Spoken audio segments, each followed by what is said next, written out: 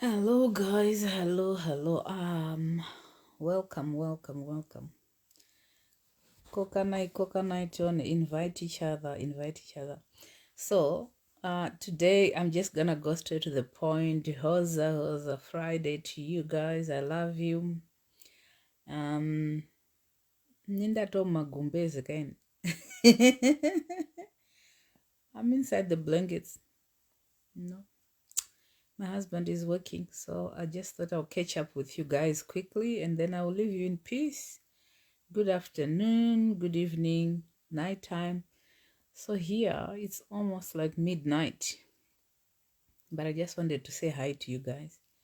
Invite someone. Let's talk about this. So, you guys, do you want me to invite people to talk and then I'll teach after? Okay.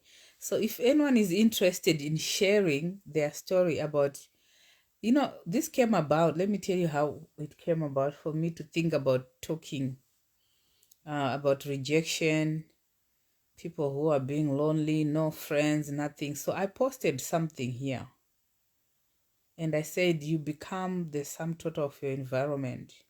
Okay. You surround yourself with good friends or good family members and all this. People who push you to be the best version of yourself, or people who make you to feel like doing more for yourself before you think of doing more for the world or the community surrounding you. So then I realized that a lot of people were like, I don't have a friend. I don't have a friend. I'm just by myself, or my husband is my best friend, or my son, or I've decided not to have a friend. I was like, what the hell? What is going on here? Guys, I know you might have been frustrated. I know you might have felt rejected. I know you might have felt, uh, you know, I'll never do this again because someone did me so wrong. But today, if anyone is interested here, you can write. I'm going to use your stories to teach and you can benefit. Like I always say, when I teach here on Facebook, I do it for free. So take advantage. If you are willing to share your story, I'll help you. We will navigate through the story and try and find out where things went wrong, how you can help yourself to be a better person in the future. Because before you start pointing fingers at other people, you got to think about how you played a part in the situation. And I realized I find this a lot in a lot of people who come to me. As you know, I'm a relationship coach. They come, sometimes they are condemning themselves, they're sabotaging themselves, they're beating themselves down because they think they're the one who has done the worst or the most wicked or evil thing in the relationship. But because of lack of mentorship, you might be beating yourself down, and yet you were not even the one who is supposed to be beating yourself down. You were manipulated, you were used and abused, and you ended up thinking, I'm useless, I'm good for nothing. You know what I mean? So today, if anyone is willing, you can just write Ed here. And then I'll invite you here, and then we can talk. I think we can still have a button where we can invite people. So if anyone is interested and they want to share their story, whether you were taken advantage of by a friend or a partner, a boyfriend, a relative, whatever it is, and you want to share your story, then after that, I'm going to use the story to teach. And if it means I might need to talk to you outside this live streaming, just to go deeper and help you to get out of the situation, to feel free again, to be able to join people, friends, and all those other people that you can be part of. Because some people are literally like depressed. Some people are so lonely and they don't know where to start from, and they just can't do it anymore by themselves. It's been one problem after the other with relationships. I can help you. Okay. So if you come on here, if you click add, or you press the button, or you just say add here, I'll be able to add you, and then we can have a talk about this rejection. Let me just continue talking until someone comes on. So if, like I said, if you want me to add you, please write add, and then I can add you. Now, rejection is a terrible thing. Manipulation is the worst thing that a human being can go through. It destroys your self-esteem. It destroys your confidence. It destroys everything that is about you, that makes you to be courageous, bold, and free to express yourself or to experience life. Some people are even scared to go into other relationships after they were betrayed, after they were rejected, after someone did something nasty to them. They cannot maintain friendship. I remember there's one time where I had to drag a friend of mine. We became friends after I helped her. So she went in a terrible situation, which I'm not going to mention for confidential reasons, that affected her family so seriously. And it came to my attention when the person was about to commit suicide. And I was called to be a rescuer, so to speak. I had to rush from where I was to go and help this woman, took her out of the situation that she was in. Now, after I rescued her from her suicidal ideation, she had spent a whole week without eating, without doing much, couldn't even shower, couldn't enjoy going anywhere. The environment was really new and new people, and people are busy judging her, all this kind of stuff. For me to help her out, she lost her confidence. She could not look for a job. She did not want to go to parties or celebration. She didn't want to go to church or fellowship with other people. I literally had to drag her. I wish I had my phone. I think some people want to share, but they're scared. But I usually have a second phone, but because I'm inside my blankets, my other phone is in my office. I can't go there. It's too cold. That's why you're seeing I'm all rigged up. It's really cold. I literally had to drag her out of her situation to a point where I had to tell her, you know what, it's enough. You cannot give someone permission to take over your life, and then you are just sitting there wallowing in sorrow in your pit pat box and all this. It's time to come out. You are going to come out with me. Someone got abused to a point where she was even scared to go into a hospital to look for a job. A qualified person, scared to go and look for a job, scared to go and fellowship and associate with others. I dragged her. I have done this to a few people, literally going to their house to say, we are going to a party today. You are coming out of that house. You are getting dressed. You are showering. You are putting on a nice deodorant. You are making up your hair. We are going. I don't care how you feel right now, because if we don't do it now, you are going to be so depressed to a point where you want to kill yourself, and you are spending time by yourself. The more you spend time by yourself without being productive or being effective outside there, the more you begin to think more and more about, what is my purpose of life? I'm not worth living. I'm not worth associating with people. I'm good for nothing. I'm a second-hand thing, those kind of things. So I literally had to drag people out of their houses and slowly just build their confidence. I'll drag them out, but I'll go and sit with them on the table that I'm sitting at that function. We just chat, we just catch up, introduce the person to other people, and then we continue like that. And then after that, ask the person, how are you feeling about this? It's going to be a process. It's not going to be a quick fix. It's not a microwave fix. One thing that I've realized with our generation is we are a generation that is pretending to be happy on social media. But then when time comes to go to sleep, like myself, I'm about to go to sleep, right? You are the most miserable person. You are so sorrowful. You are remorseful. You are sabotaging yourself. You lose confidence. The boldness is going. You're becoming timid and scared and freaked out. And you are anxious. You are depressed. A lot of things. You are not happy by yourself. And when you become dysfunctional, unfortunately, you become dysfunctional, you attract dysfunctional people. And the saga keeps going on like that. It's like a circus. You will never get out of the cycle until you make a decision to say, enough is enough. I need to get out of this situation. So We are a generation that is busy posting very beautiful, happy selfies that is just like happening within like 15 minutes. You go and take a shower for that minute, you put on your makeup, you go outside to a beautiful place, you get selfies taken, and after that, you are just glued on the likes and the love and the likes. And the moment social media stops, that's the end of your life. This is how people get addicted to social media, because their life is now they feel like they need to be validated in everything that they do.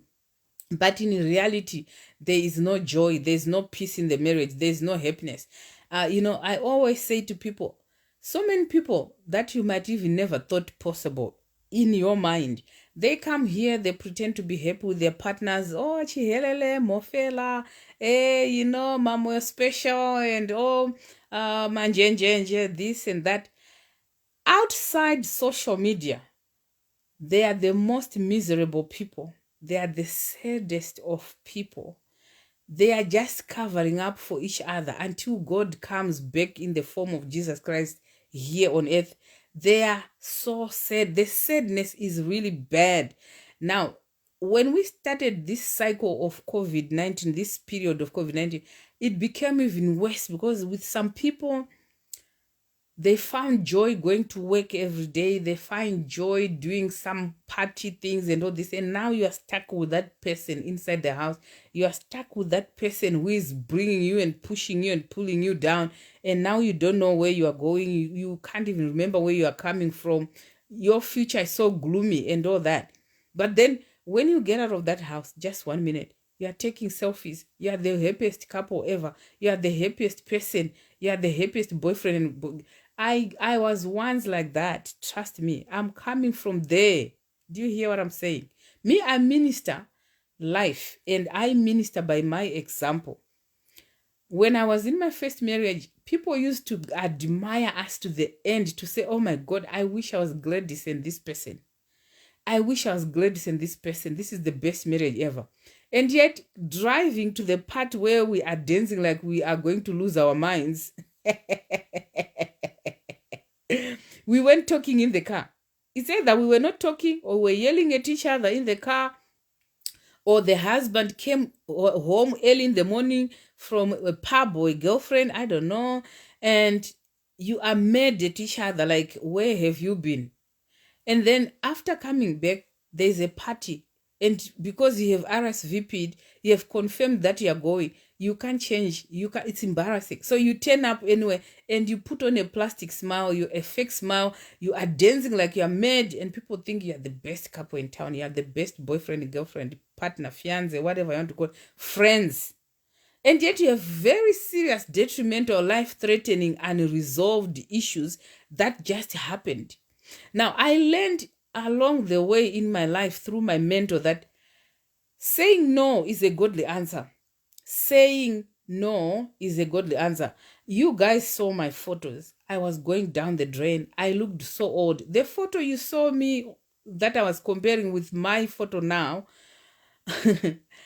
it's nothing. It had not started. That was just the beginning. That was just the beginning. I became so old. I became so fat.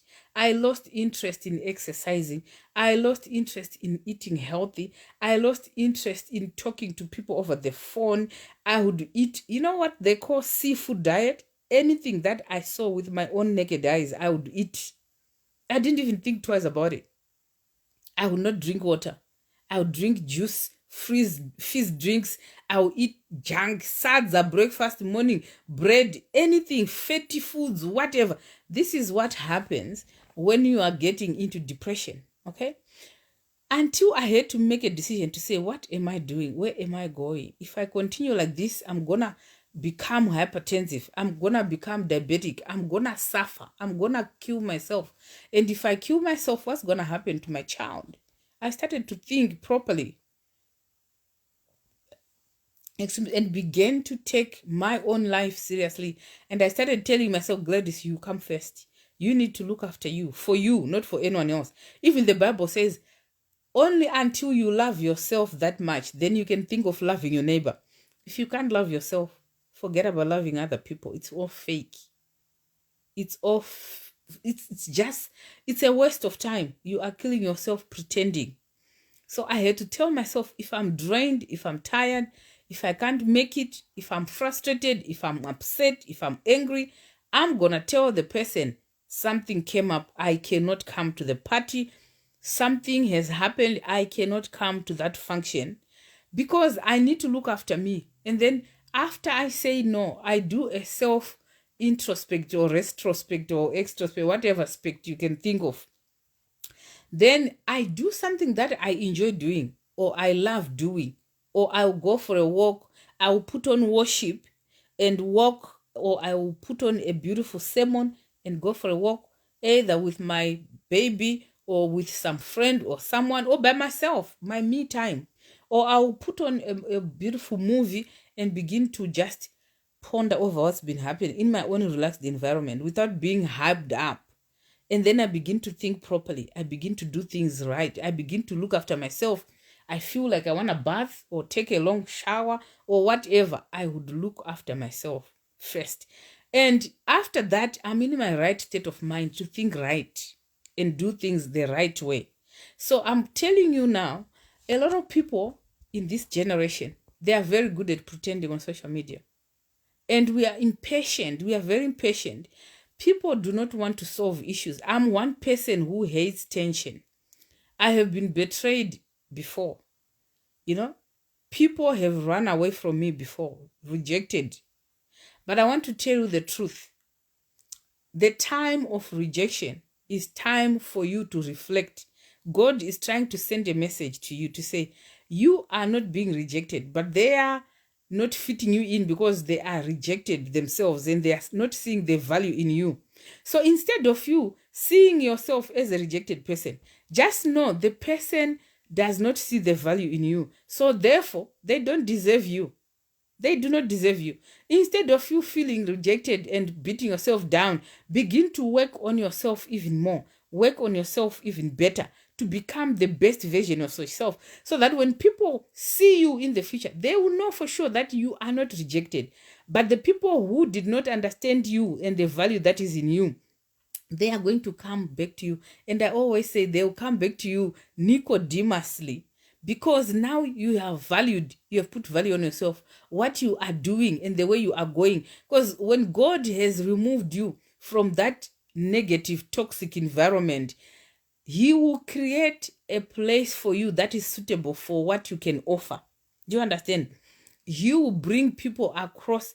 He will make your path cross the path of those who are ordained by God to be in your life properly.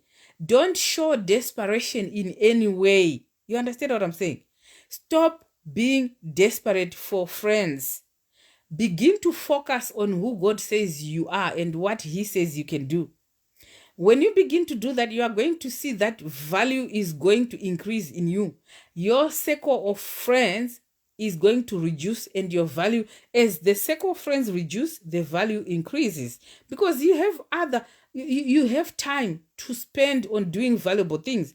There are some people who get so busy with all these craziness and stupid relationships where you are always begging people to be in your life.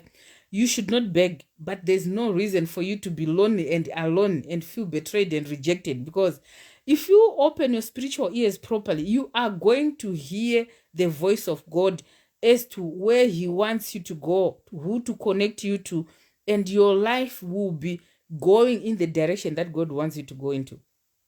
So I'm trying to tell you, open your eyes, open your ears. Listen to the voice of God.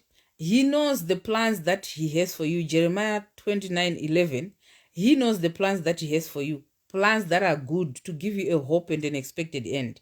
But the moment you show desperation and you keep going back to the people that God told you to run away from and try and be a new person in that old circle, it's not going to work. It's like mixing water and oil. You are not going to change yourself and transform yourself through the word, through prayer, through worship, only to go back there and try and prove a point. That's not the reason. If you are going there, you are going back to minister life. Let them realize that you are not going backwards. You are strong enough, because if you are not yet strong enough, you cannot pull someone outside the pit to where you are on the ground. Otherwise, the person is going to pull you in that pit as well, and you are going to go back in the pit together. So you need to know the difference of you being strong and supporting other people. If you know you're not yet strong, take time, fellowship, spend time with God, get personal with God. As you do that, God is creating opportunities. He's bringing people along the way who are ordained to be in your life. They were ordained by God before the foundation of the world. Nothing takes God by surprise. But the fact that God's time is supposed to be honored and respected, some people are too forward. They want to rush too quickly. And when you rush too quickly, then you are going to run into trouble. I posted something on my wall earlier on. I said, when you rush the process, you ruin it. You ruin things by rushing. That's the first thing. Second thing, you ruin things by being desperate. And you ruin things through ignorance. You have no time to analyze the situation. Using the Spirit of God, the Spirit that will remind you of all truth. When you do that, you are destroying yourself slowly. Surrounding yourself with toxic people or wrong people, or being in wrong relationships or abusive relationships by desperation is not doing you good. You are just making the situation worse for yourself. Therefore, when you come to the end of it all, you think, I don't deserve to associate with anyone, or no one deserves me. You are reversing it. There is someone out there who is praying so hard for a person like you, whether to be a friend or to be a partner that they will eventually get married to. There's someone. Guys, I'm your example here. You know my husband. And like, people are desperately waiting for us to come to the part 2 of how we got married. I put value on myself. I started to learn things that are valuable to me and my ministry. I started to be I would like to be a person who was contributing to the community, to my workplace, to my family, to my church. I became active. There is no way you can stay in an island of your own. It doesn't work. It doesn't happen. I'll tell you what, all those people who are saying, I don't have a friend, there is no way you can say, I'm happy in myself. You are compromising what God wants you to do. Every person has a story to tell, and your story is worth listening to, because God has created you in your uniqueness to impact the world, to dominate until he comes back. So God is not happy with you when you say, I don't have a friend, I don't associate with anyone, I live in my house. You are depressed, my sister, my brother. I'm telling you the truth. You are depressed. You are not being real with yourself. One day it is going to hit hard on you. You are going to realize that it's not good for you to be alone. Yes, I know you are not alone, but the Holy Spirit is with you, but you need physical people to interact with.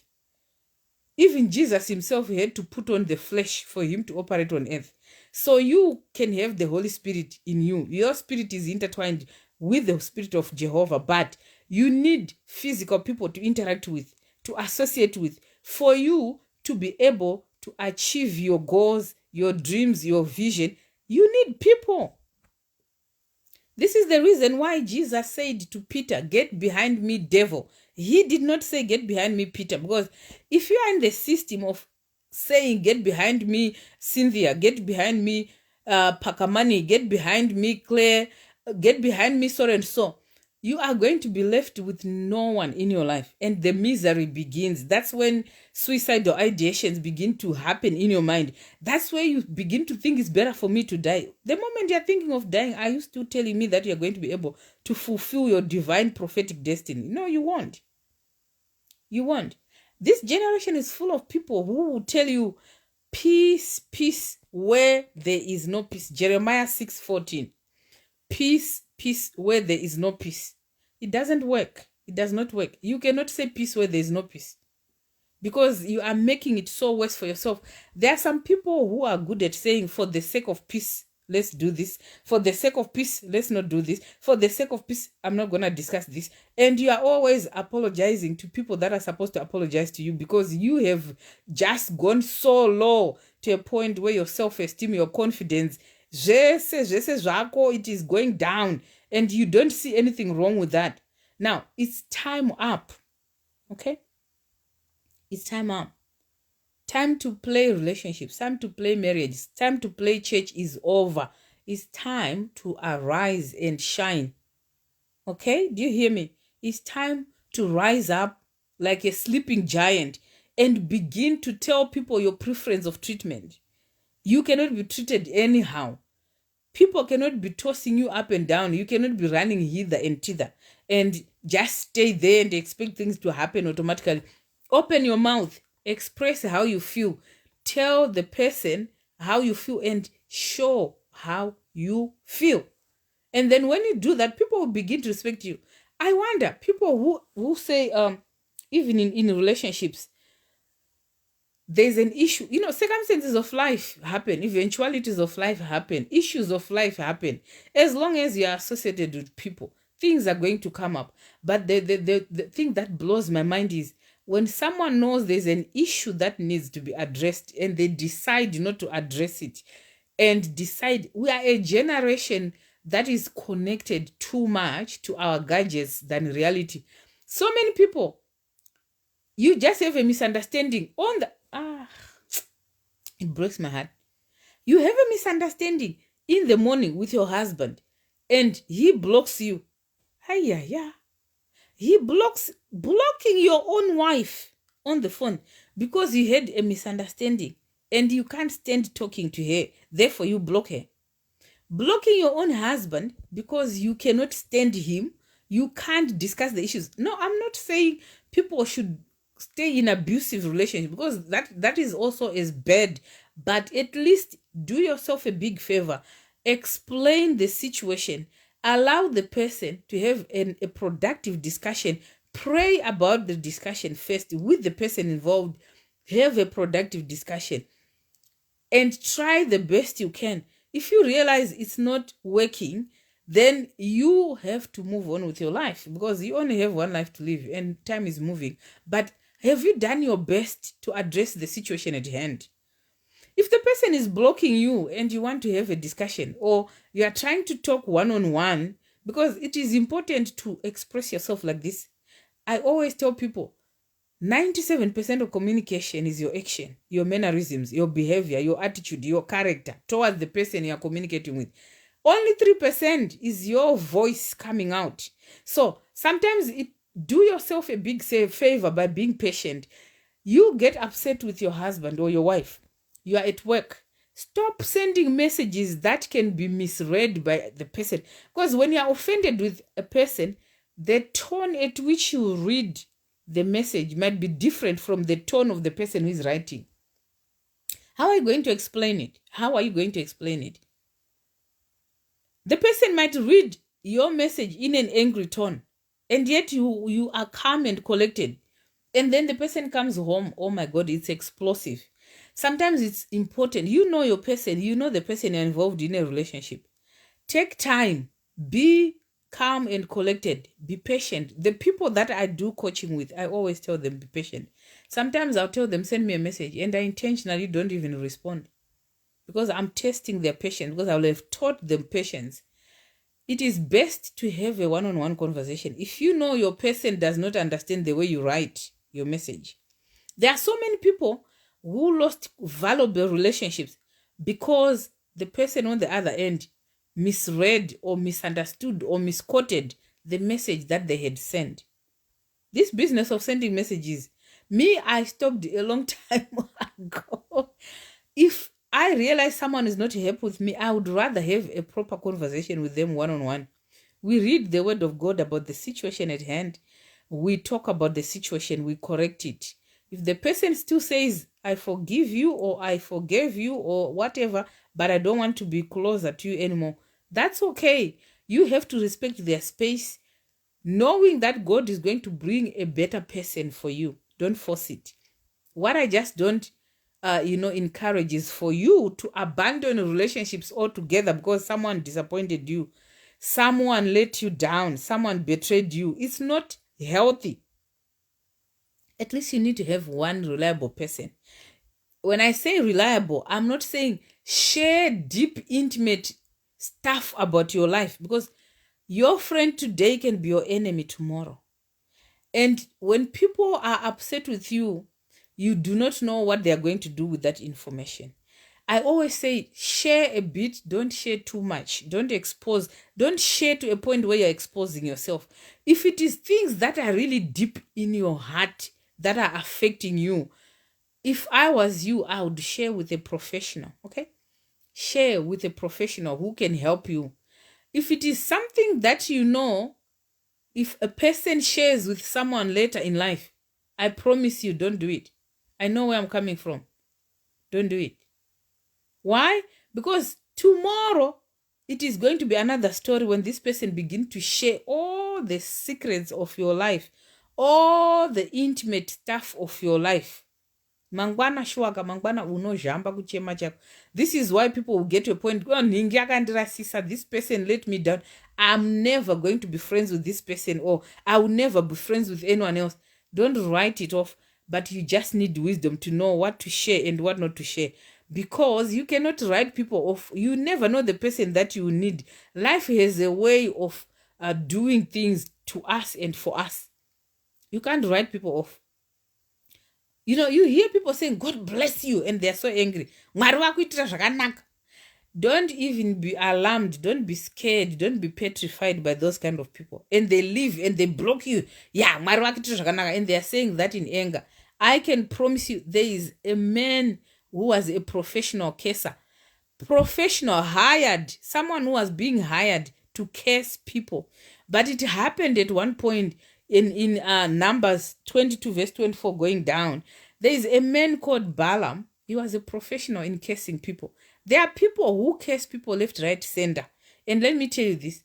When they say, God bless you, it didn't start with you. It is biblical. Someone tried to case the Israelites, and his name was Balaam. He could not do that. Why? Because they were blessed and protected and God preserved. So if people decide to case you because they just decide that way and they don't want to discuss the situation at hand, they do not want to understand why you reacted or responded the way you did, God bless you, and they block you. Say, I receive. Say, I receive with gladness in my heart. Receive those blessings. Receive them. A case without a cause cannot stand. Okay? A case without a cause cannot alight. As long as you have put an effort to try and maintain the relationship, to restore the relationship, and it's not working, and the person is casing you, they are saying obscenities, they are saying crazy things about you. Remember what I always teach you. Do not worry about your reputation. Reputation depends on how the person who is esteeming you highly is feeling about you at that moment. Those are the people who talk good about you. Ningi is good zvekuti. Bo munhu, bo zvekuti. They are talking good of you. They are giving you a very good reputation. Why? Because either they are benefiting something from you or they are still in a good relationship with you. But do not worry about that, because reputation can be ruined anytime.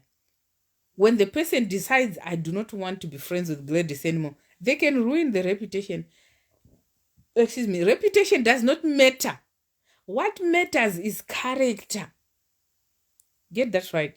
Don't worry about the reputation, what people are saying about you, what they are talking bad about you. Worry about your character, because your character is maintained and created by you and only you and God. When your character is intact, you will bounce back up no matter how people talk bad about you. You will get up pretty quick when people talk bad about you. More enemies, more tables, more blessings. Okay? More enemies, more tables, more blessings. So worry about your character. As long as your character goes along with the character of Jesus Christ, that when he looks inside of you, he sees himself, then that does not matter. He will fight for you. He will stand with you. When you are popular with God, you are popular with men already. Okay? And you do not need to worry about being popular with men, because with God, you become great. When you are great, you become popular already. But when you just worry about reputation and being popular and being known here and there and running up and down, the person who is greater than you is the one whose character is Jesus-like. So worry about your character. Don't close the doors on yourself. Don't write yourself off. Don't judge yourself. Don't sabotage yourself. Don't condemn yourself. Don't beat yourself down because someone did you wrong. That is not the end of the world. In every situation, analyze it critically. Use critical thinking. And then after that, realize what part did you play in making that situation to be where it is right now. Either you neglected the red flags of that relationship, you were never meant to be in it. I believe every time a relationship goes down the drain, if you know who you really are and your character is the character of Jesus that is in you, then I believe God is protecting you from that kind of relationship. Avoid falling into the same pit by not analyzing a situation before you get into it. Do you know that there are people who became friends because they found out they hated a similar person, the same person? They hated the same person, and then their friendship is founded on hatred. And you expect God to stand with you. You expect God to fight for you. Ushamwari hunototanga nekutoti matoona kuti munovenga munhu one. You hate the same person. And then every time you are talking, nyaya dzenyu is based on that person you hate, and then it stems from there to other things. What kind of a relationship is that? And you are crying that you do not want to be in any other relationship because that one got down the drain. It is God protecting you. God is trying to tell you, review yourself. Do a review of yourself. When you do that, then you realize you are going in some good direction. You are doing something good for yourself and for the future. So learn to have the character of Jesus in you. Don't worry about the reputation. One, do not write yourself off because you think I'm a rejected person. I'm a second-hand thing. I'm good for nothing. It does not work like that. Do you hear me? Now, if there's anyone who wants to ask a question, feel free. If anyone wants me to invite them to share their story and then I can help them through, feel free. I can invite you and then you can talk. You can just summarize something and then I'll be able to help you. Do I have anyone with a question or anyone needs to understand something? They want to be invited to share something on the live streaming. It's entirely up to you. So that was my short. I just thought, when I tell you I really care and I love you, I mean that from the bottom of my heart. I might not have met you physically, but the fact that you are following me, right now you're supposed to be doing something, but you decided to follow this live streaming. I don't take that for granted at all. I honor you. I respect you. You deserve my attention. And so when I post, I go through all your comments. Sometimes I go to people's inbox and respond or help or support. Some of the times I do these live streamings depending on the comments I'm actually getting, because I want you to be restored to your original state. I want you to be healed. I want us to move in one direction as a family. So when I posted something here and people were like, oh my God, I don't have a friend. It actually touched my heart. It touched my heart. So then I thought, let me come here and share with you so you understand that you don't need, it doesn't have to be that way. You have a gift in you. You have an anointing in you. Each and every one of us here, we have an anointing. We have a grace upon our lives. The difference it makes is, do you take your grace or anointing that is upon your life seriously? You also can do great exploits. You can't do them when you're in your house by yourself without a fellowship, without being associated with anyone. Every single person has a story to share, and it's worth listening to. It's worth hearing. Learn from the negative situation and the positive situation that you're going through, and God will do you good. Do you understand? Every one of you, you are valuable. You are fearfully and wonderfully made. You are the apple of God's eye. His plans for you are good. They are not evil, to give you a hope and an expected end. So I want you to understand that God is happy that you are here on earth with your uniqueness. Even if people think you are the ugliest person here on earth, you are good to someone, okay? There is someone who looks at you and they are amazed at the beauty. Like, the beauty is not supposed to be in a reflection. Put value on yourself. Don't beat yourself down to a point where if someone looks at you, you think, oh, maybe they are looking at my rickets. Me, I am beautiful in my own right. Do you understand? I am so beautiful. You need to tell yourself you're beautiful. If you wait for people to tell you you're beautiful, some people are so jealous of you because of the progress you're making, because of the things that you're doing in life, that they will never tell you, oh my God, I'm so proud of you for doing this. Your hair is so good. You know, apana ambo comment dhuku rangu inga ndasungo on dhuku asi. Mamuchida kuona mazivhu dzangu ndauda unorara zvangu. I want you to know, if you don't get in a system of appreciating God for who you are and appreciating you for being you, loving you for you, you can't love other people out there. You beat yourself down. You die from stress, depression, anxiety, and panic attacks because kune munhu akashandiswa naSatan kukuderedza pasi. Now wakutomusimudzira pamusoro kukunda Mwari vari kuti zvonoramba wakasimuka. Okay, let me read Catherine Mashonga Nyika. Happy to see you live today. I just want to ask, woman of God, how do you deal with sore ties? My husband passed on. Now, let me tell you this.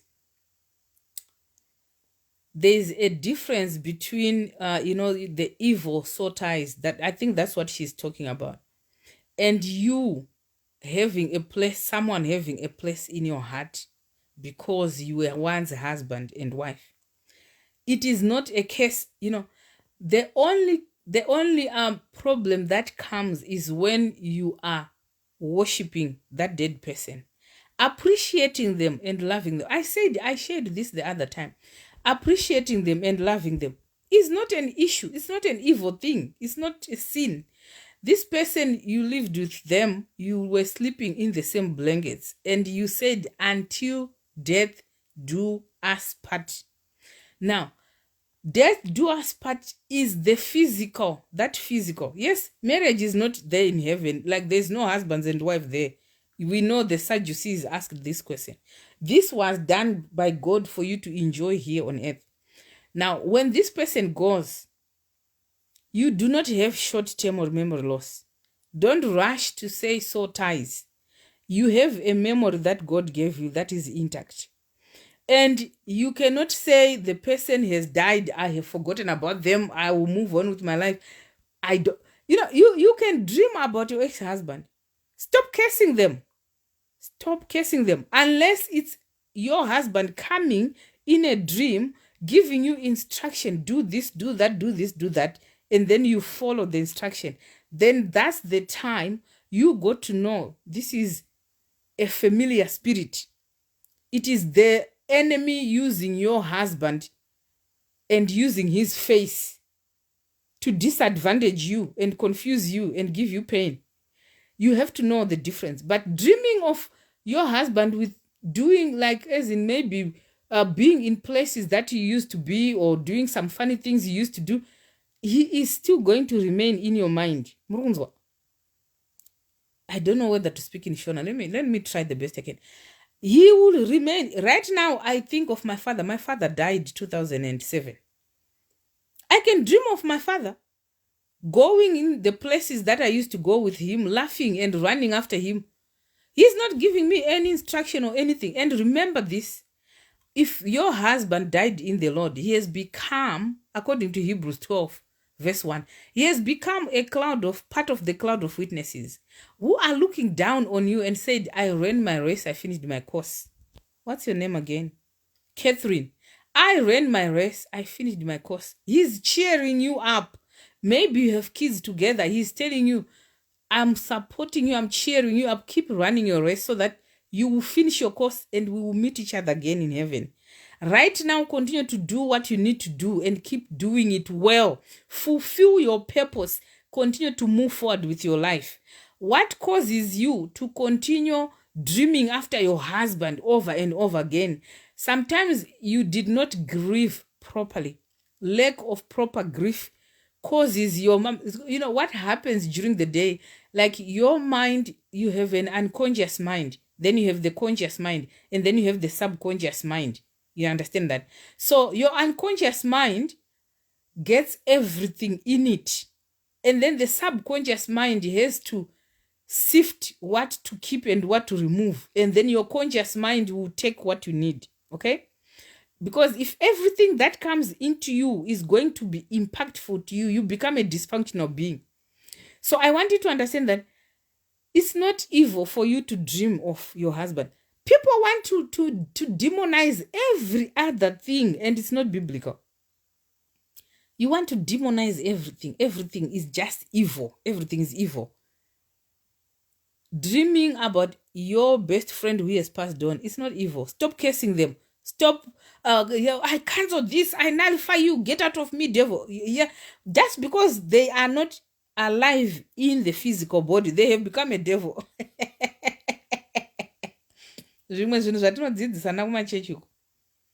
A human being's body is what dies, but your spirit will never die. It's either it's in eternal joy with God or eternal death with the enemy.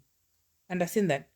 And when we say eternal death, we don't mean to say your spirit is going to die. We are saying you are going to be tormented. You are going to be as good as dead. You are going to be tortured. You are going to be suffering for eternity. So your spirit will never die. Either you are with God or you are with the devil. You are being blessed every single day. You are enjoying your life in heaven, or you are tormented. That's the difference it makes. Yours is to love unconditionally, because right now, if I ask you where your father is, where your mother is, you would not know. And you cannot judge them based on what they used to do when they were here on earth. I know of a thief. Who said, will you be with me, or can I be in paradise with you, to Jesus? And the other one condemned Jesus and went to hell. The other one, very last minute, just before they took their last breath, someone received salvation.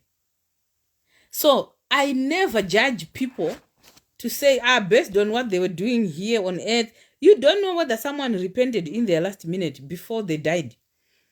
You don't lose anything by just receiving them and saying they are in heaven. They are watching over, like as part of the cloud of witnesses. You don't lose anything. But if you are going to say, oh yeah, everyone who has died, oh, my husband died, now I'm dreaming of him, it's a soul tie. Yeah. Guys, this soul tie business you're talking about, you are overrating it. Let me tell you this. You're overrating it to a point where you are now even stressed about the whole thing. I remember someone once said here, my pastor is saying we need to get to a pastor. You are going to a church, and the pastor in your own church, the one you are calling a spiritual authority, the one you are submitting to, is telling you, I don't have enough powers. I need you and your husband to go to another. I'm going to take you to another pastor who is more powerful than me. What is that foolishness? So that you can be delivered from your soul ties, from your previous relationships. He's even scared to deliver you if he sees something. And you are still submitting under that person. Some of the questions that number one of inbox, you will laugh. So my sister, be at peace. Be at peace. When you dream about your husband that died, appreciate him and move on with your life. Smile away. Think of the good times that you had and move on with your life. It's not evil. Move on with your life. So stop demonizing anything. Stop praying and say, I curse you. I cancel the spirit of soul ties. Get out of my dreams, blah, blah.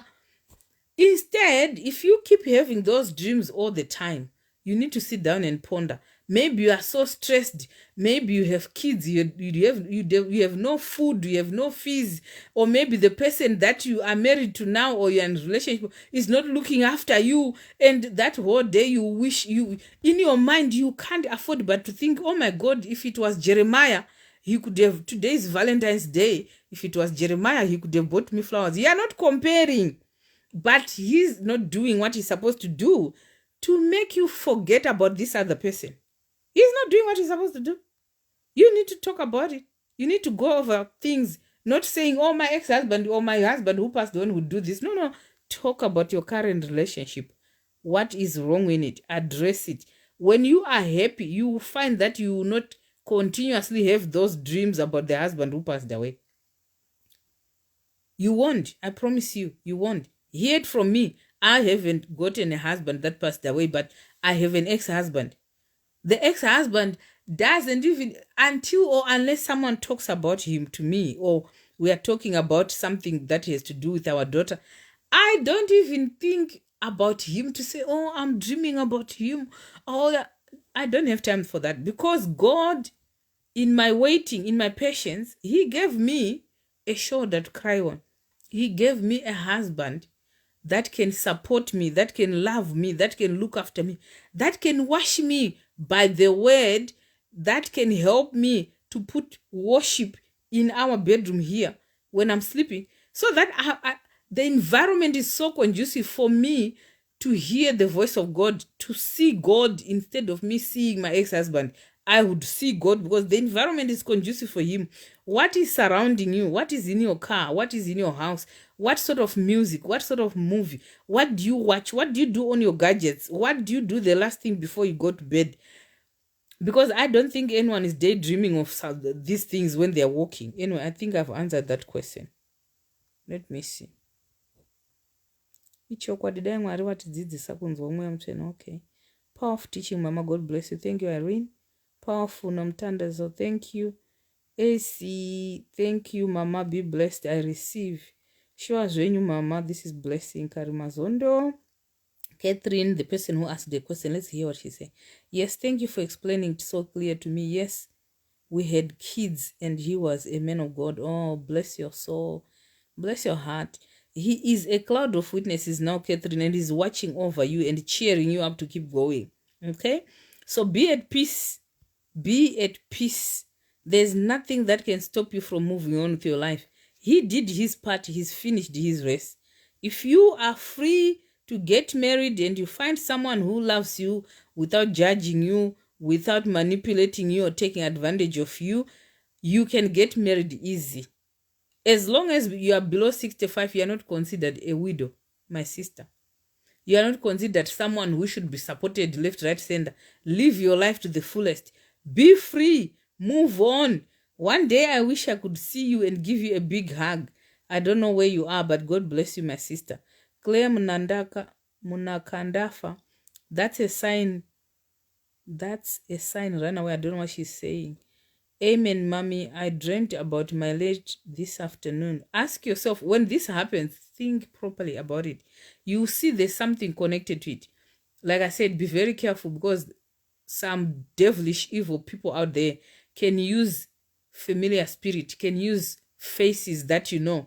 I know of some people who have stopped talking to certain men of God and certain women of God or relatives because they saw them in the dream, maybe having sexual intercourse or doing funny things. You know what they call spiritual husbands. You see a familiar face. Before you begin to ignore that person or run away from them and do all those funny things, know that the devil knows the relationship that you have with that person. And the devil wants to distort it. The devil wants to disturb your relationship. God is the one who gives dreams. Okay? The enemy will try and do the same. But I want to promise you that when this happens, go back to God and say, what is this now? I don't understand what is going on. Be aggressive against the devil towards the dream that is not proper. And God is going to expose to you to say, yes, this person whom you saw in your dream is exactly the person you saw. If it is a familiar spirit, God will minister to you to say, this is not the person. The person who is doing this is hiding behind the mask of Gladys' face to try and distort the relationship that you have with Gladys. So you need to be having the spirit of discernment. You need to be able to hear the voice of God. Don't take each dream literal as it is. I think that's a topic of another day.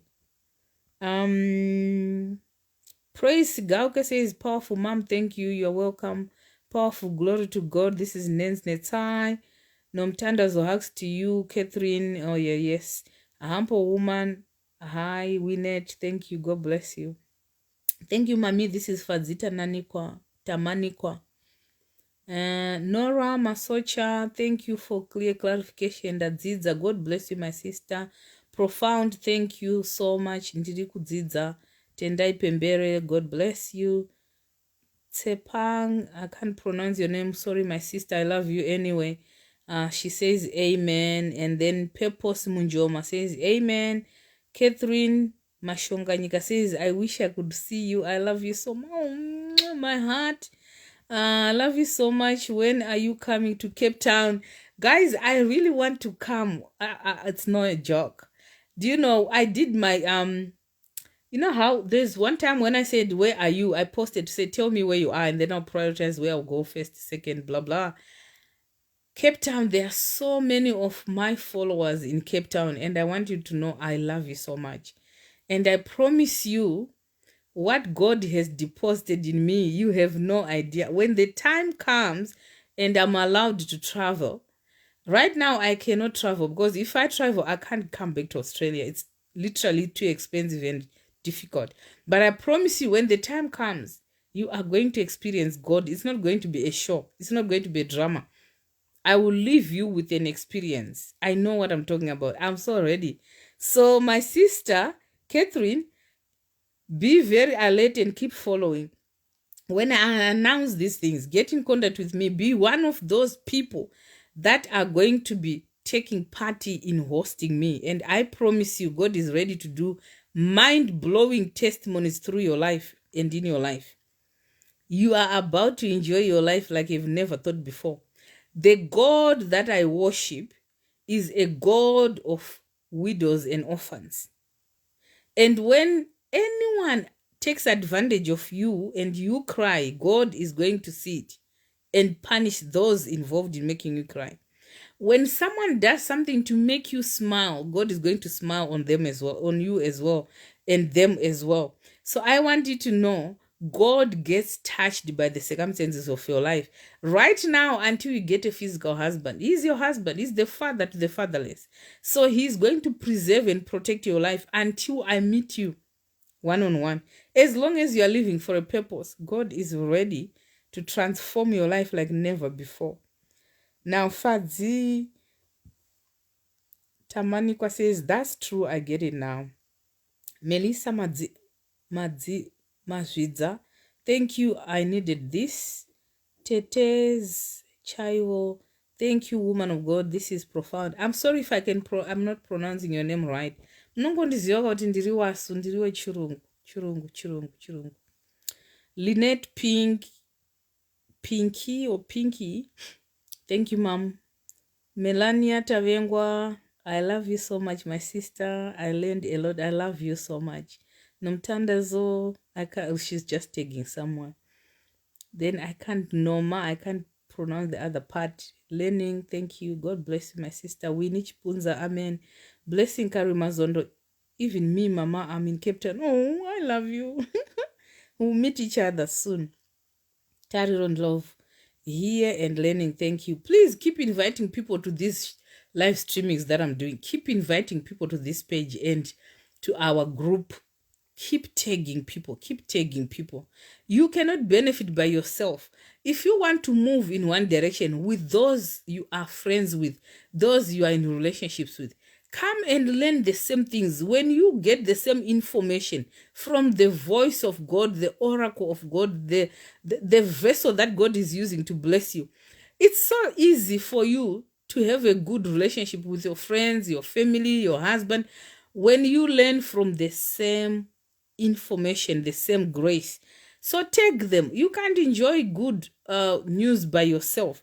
When you go there to try and, explain. You want to explain it the way I'm explaining it to you, because God did not give it to you. You have your own. I have my own grace. So bring them, take a lot of them here. Let them come. Let's enjoy life together. You deserve to have fun. You deserve to enjoy in the presence of God. You deserve to be joyful. You deserve peace that surpasses all understanding. You deserve to have a peaceful sleep every night, no matter what midnight hour of your life is. You understand? Nora Masocha, I can't wait for you here in Cape Town. You see, I have so many people in Cape Town. Let it be God's plan for us. Hallelujah. I love you guys. Blessing Karima Zonda, I love you more, Mama. I love you so much. Idai Kanzombe, she's one of the most precious people that I have here in Australia. She's in Melbourne. And these are the people who will be arranging for my going to Melbourne when the time comes. They are very good girls, these ones. I bless them from the bottom of my heart. Anyway, I realized that no one wanted to come on here on live. It's okay. Next time, but usually when I give you my number, the phone that I usually use for live streamings, people contribute, people ask questions. So people prefer to be anonymous. This was a very sensitive issue anyway. I've realized that after. But next time when I do this, I make sure that I have both my phones and I can ask people to call in anonymously and then help them properly. So as for today, I think there's no more questions. So I will leave you in peace. I hope you have been helped with that, just this explanation. I hope God has blessed you. Your story is worth listening to. Your mess has been turned into a message. You understand? God wants you to share. Don't stay inside that house. Come out of your box. Pray about it. If you have any issues and you want professional help, I'm your relationship coach, Gladys, and I'm here for you. Let's walk the journey together. Let's leave the talk. It's time to act. It's time to be bold and courageous. Time to be abused, used, and damned is done with. Okay? We need to be serious about life. We need to keep moving. And like I always say, if you haven't registered for the business seminar that's coming in July, go to my inbox. Those who have already given me their names, I have listed you down. We have about 110 people registered now. So if you haven't done that, July, we are doing a business seminar. Continue to save your money. Those who haven't paid, continue to save your money. I'm sorry, I haven't opened lines for people to buy their tickets for registering for the seminar, but I'm too focusing on the seminar that I'm doing here, the marriage seminar. And people have been asking me as well, can we have our online marriage seminar? I will put it out here one day and see how many people are interested. And then, like I said, you can pay half the amount because you are not going to take part in that marriage seminar live, like as in going to a venue and paying for food or all that. You are going to benefit so much. Ask those who attended my premarital seminar, online seminar. Oh my God, it was mind-blowing. I had to listen to it because I got so much feedback to a point where I was like, what did I even teach there? Like, what did I say? So I had to go and watch it several times. I was blessed by teaching because I teach under the influence of the Holy Spirit. I was blessed as well. So the online marriage seminar is gonna come. Because if we are going to wait until I begin to come to your cities, it's gonna take forever. By the time I come live to your country, I want to find you, my girls, at another platform, at another level in your relationships, in your marriages, in your careers, in your businesses. Like I said, I'm going to ask you to bring whatever you are doing, whether you are representing your company by a card or whatever, so I can lay my hands on those things and bless them. I can lay my hands on each and every individual who is going to come to those seminars. If it's a proper one, a conference, I will make sure I deposit a seed of love, a seed of prosperity, the speed, the acceleration of God's speed in everything you're doing. I need to lay my hands on you and release. And when I say I'm going to lay my hands on you, I know these hands, they have brought dead situations to life, dead people into life, these ones. So when I say I'm going to lay my hands, I know what I'm talking about. I do not want you to miss out. So I want you to be ready. I'm one person who believes you cannot just allow any Tom and Jerry to lay their hands on you because there's transference of spirits. I learned that early in my life. So you guys, I teach you the truth. I teach you. I'm not a self-sufficient person. I'll teach you as it is. Pray about your situation. Don't allow every Jack and Jew to lay their hands upon you. You need to know the person who is laying their hands on you. I learned that early in my life. Not every person deserves a seat in your house. Not every person should lay their hands. Just because they are a visiting preacher, don't jump into the front to get people to lay hands on you. Be led by the Holy Spirit. So when I tell you, I come to your city, I'll lay my hands on you. These hands have brought life to dead situations. Okay? Don't take them for granted. So when I come, I will lay my hands on you. I will release the grace and you will testify. You will testify. So be ready for me. Start thinking of what you want to do in your cities. Start organizing each other so that when the time comes, you don't start from scratch. Like I was saying, those who are in Africa, of course, you have to pay. I have learned not to give pearls to pigs unless you are ready. I'm not going to be coming there. I have so many people waiting for me elsewhere, but I'm making it easy for you. In terms of the ticket and what you need to deposit and pay for my professional work that I do. As for ministering and praying and all that, that's free. But my coaching sessions that I'm going to have for you, you need to pay for them because that's my job. Your gift should look after you. My gift should look after me. I'm a very, very open person. I don't come here to lie to you. I don't do that. I'll tell you the truth. But when I'm doing a seminar to bless you and minister life, that is nothing to be paid for. But you are at an advantage because once you gather together everyone from different cities, all you need to do is to divide the ticket amongst yourselves. And that's it. And then I come. I do the tours around and also you show me your city. You become part of the hosting team. Because I do not come for one church. I come for the body of Christ. That's what I do everywhere I go. My vision is bigger than what you think. I don't come for one ministry. You gather together, the churches that are in your city. Come together and put your heads together as the body. We are family like the way we are right now. And then we will work together like that and we will do things that we need to do. Move on with our lives. Prosper in every area, relationships, marriage, our spiritual walks, our businesses, all those things. So you have an idea of what to do and how I operate. But then when the actual time comes, I work with teams. I work with individuals, not everyone. The rest of the people, all you need to do is to invite people so that as many people are blessed as possible. God loves you and I love you, but he loves you more. Until next time, I'll catch you later. Bye-bye.